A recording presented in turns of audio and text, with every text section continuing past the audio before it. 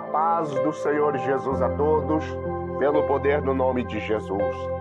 A palavra de hoje, meus irmãos, para a oração do meio-dia, livro de Efésios, capítulo 4, versículo 13 e 14, que diz: até que todos cheguemos à unidade da fé e ao conhecimento do Filho de Deus, a varão perfeito, à medida da estatura completa de Cristo, para que não sejamos meninos inconstantes, levados em roda por todo vento de doutrina e pelo engano dos homens que com astúcia enganam fraudulosamente. Aleluia, meus irmãos. Louvado seja Deus. Bendito seja o nome do Senhor para sempre. Meus irmãos, esta palavra que foi dada hoje pelo Espírito Santo veio através de uma visão, meus irmãos, noturna, da qual o Espírito Santo comunicou comigo. E esta mensagem de hoje, ela tem como um tema, meus irmãos, muito profundo. É a mentalidade cristã, onde Deus ele vai mostrar algo profundo para você.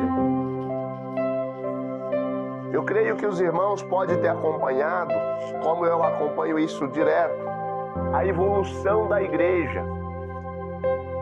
Esta evolução da igreja, meus irmãos, onde a igreja de Cristo está se evoluindo.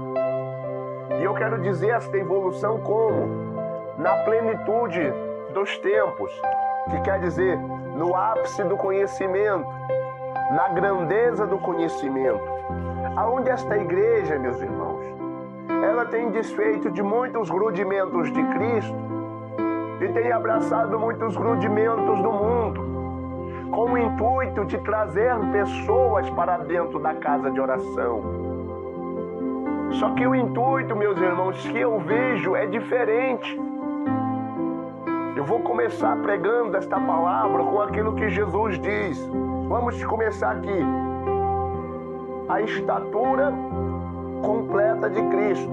Ou seja, um homem que vai estar semelhante a Cristo. Um homem, uma mulher que vai estar numa posição semelhante à de Cristo. Agora eu queria que vocês imaginassem Jesus Cristo, Cordeiro de Deus. Jesus ele fazia qualquer tipo de aliança com o mundo, ou antes com as suas palavras ele trazia as pessoas do mundo, vinham até Jesus. A palavra diz que vinham até Jesus, entravam na casa que Jesus habitava. Publicanos, que era considerado pelos religiosos da época, os publicanos, eles eram considerados pessoas imundas, pessoas que não poderiam ter a glória de Deus sobre elas. Vinham até Jesus meretrizes, mulheres pecadoras. Vinham até Jesus homens mais indignos e cruéis. Vinham até Jesus, mas eles não voltavam da mesma forma que eles vinham.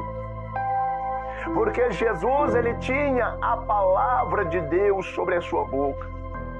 E quando Jesus abria a sua boca e pronunciava as palavras, o coração daquelas pessoas se quebrantava. E elas ouviam aquilo que Jesus estava transmitindo. E quando elas ouviam, elas guardavam nos seus corações e elas iam embora com um pensamento de mudança. Muitos publicanos deixaram o ato de cobrar impostos. Que publicano quer dizer cobrador de impostos. Uma pessoa que cobrava impostos e que cobrava de forma injusta. Se o imposto, vamos supor, era R$10 por semana, eles cobravam 20. 10 era para... 10 ia lá para o reinado do imperador César e o restante ficava para eles. Contanto que um publicano que abandonou essas práticas, que foi chamado Zaqueu, ele abandonou isso. É agora, meus irmãos, onde eu vou falar, porque eu tenho observado a evolução da igreja. A igreja ela tem se evoluído, trazendo tantas coisas para dentro dela, tantas coisas que trouxe uma perfeição imensa nos ensinos, uma perfeição imensa em muitas coisas, estão trazendo tantas coisas para dentro da igreja, mas estão colocando também para fora o Espírito Santo. Eu não vou deixar de falar isso. Deus chamou para que nós venhamos pregoar a palavra como ela tem que ser pregada. Muitos estão trazendo para dentro das igrejas, muitas coisas estão trazendo a perfeição, mas eles estão empurrando o Espírito Santo para fora da igreja. Mas como, irmão? Como que o Espírito Santo, como, pastor, o Espírito Santo está saindo para fora da igreja? Por causa do coração do homem. Por causa do coração da mulher, meus irmãos. Essas coisas que estão sendo trazidas para dentro das igrejas estão entrando no coração das pessoas e eles estão substituindo o Espírito Santo de Deus por causa dessas coisas. O Espírito Santo ele está sendo colocado sempre agora de escanteio. Sempre são as melhores palavras, os melhores estudos profundos, que às vezes vão até em Israel, vão lá já em Jerusalém e pega lá os estudos que lá são feitos, aí trazem para as pessoas, mas o Espírito de Deus não está presente porque não querem participar dele. E agora, meus irmãos, eu vou explicar o porquê que eu disse que estão expulsando para fora o Espírito Santo por causa do coração do homem. Jesus ele começa a dizer que o que está dentro do coração do homem é o que contamina o homem, porque vai sair pela boca. As palavras que saem da boca vêm do coração. Agora tem uma revelação profunda. Agora vem uma revelação profunda. Que o que está no coração do homem está manifesto no corpo. Aquilo que está no coração do homem está manifesto no corpo. Ou seja, ele vai fazer com o corpo dele. Ele vai fazer aquilo que está dentro do coração com o corpo dele. O corpo dele vai ser um instrumento de ação daquilo que maquina o coração. Exemplo, meus irmãos, quando uma pessoa pensa em matar alguém, ela está pensando, ela está planejando, ela coloca ali todos os planos, ali ela faz os planos. Depois que ela termina de projetar, ela pega a arma, vai lá com as mãos dela e mata. O corpo do homem reflete o que está dentro do coração. O corpo do homem, o corpo da mulher, ele está refletindo o que está dentro do coração.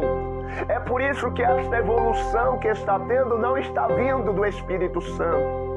Está vindo do coração do homem, por isso que o Espírito de Deus está indo embora. Por isso que o Espírito de Deus está indo embora e tem muita gente que quer se compactuar com isso, quer consentir com as coisas do coração humano. E aqui, meus irmãos, nós estamos falando de palavra de Deus, que nós não podemos ser meninos inconstantes, levados por qualquer doutrina, por qualquer ensino. Ah, não, a Bíblia está falando que fulano fez isso e ciclano fez aquilo. Ah, não, a Bíblia está falando que isso pode ser aquilo. E as pessoas começam a pegar vários tipos de referências bíblicas para poder aprovar uma obra carnal, para poder aprovar aquilo que está saindo do coração da pessoa. Não é uma coisa para a glória de Deus, é uma coisa que está no coração da pessoa em querer fazer aquilo. Não é o Espírito de Deus. Não é, meus irmãos. E quando eu tive esta visão, e eu acordei, e eu abri a palavra, porque até em si eu não sabia o que estava escrito nesta palavra, não por não saber, mas por não lembrar, porque fazia muito tempo que eu já havia lido este capítulo. Quando eu abri, eu pude entender o que o Espírito quer transmitir para nós. Por isso essas coisas, meus irmãos, esta evolução dentro da casa de Deus não é o Espírito Santo. É obra do coração humano. E o Espírito está na porta das igrejas já a ponto de sair. O Espírito Santo já está a ponto de sair porque ele está enojado. Ele não aguenta mais ele ver ele ser desprezado pelas pessoas. Nós temos que fazer isso para trazer irmãos para a igreja, nós temos que fazer aquilo para os irmãos vir para a igreja, ouvir a palavra. O que nós precisamos fazer, meus irmãos, é orar, é jejuar, consagrar nossa vida ao Senhor, entregar-nos de corpo e alma e espírito para o Espírito Santo. Então um milagre sobrenatural vai acontecer. A palavra do Senhor, meus irmãos, se refere a isso. Eu vou dizer aqui algo rapidamente. Eli era um sacerdote de Deus. E ele, sabendo de todos os erros de seus filhos, mesmo assim ele deixava os seus filhos administrando o sacerdócio. Ele sabia do erro de seus filhos. Ele sabia o que os filhos deles estavam fazendo errado. E o que eu quero dizer, meus irmãos, é porque muita gente fala, mas Deus está operando aqui. E por Deus estar operando aqui, então está tudo bem. Não, meus irmãos. Eli, sabendo da má fama dos seus filhos, sabendo o que seus filhos faziam, uma mulher chamada Ana veio e orou. E ele falou, vai conforme a tua palavra.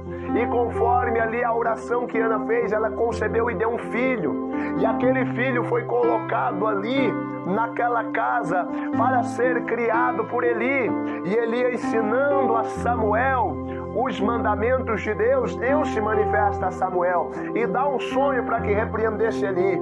Eli foi repreendido. Aí acontece, meus irmãos, que acontece uma guerra e os filhos de Eli vão para esta guerra levando a arca. Chegando lá nesta guerra, meus irmãos, eles morrem. Vem a notícia para Eli. Eli fala, a arca está lá. Ele desmaia, morre também.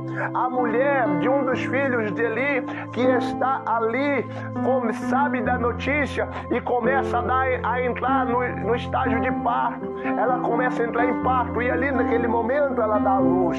E quando ela dá a luz, ela coloca o nome daquela criança de Icabod, que quer dizer, foi-se a glória de Israel.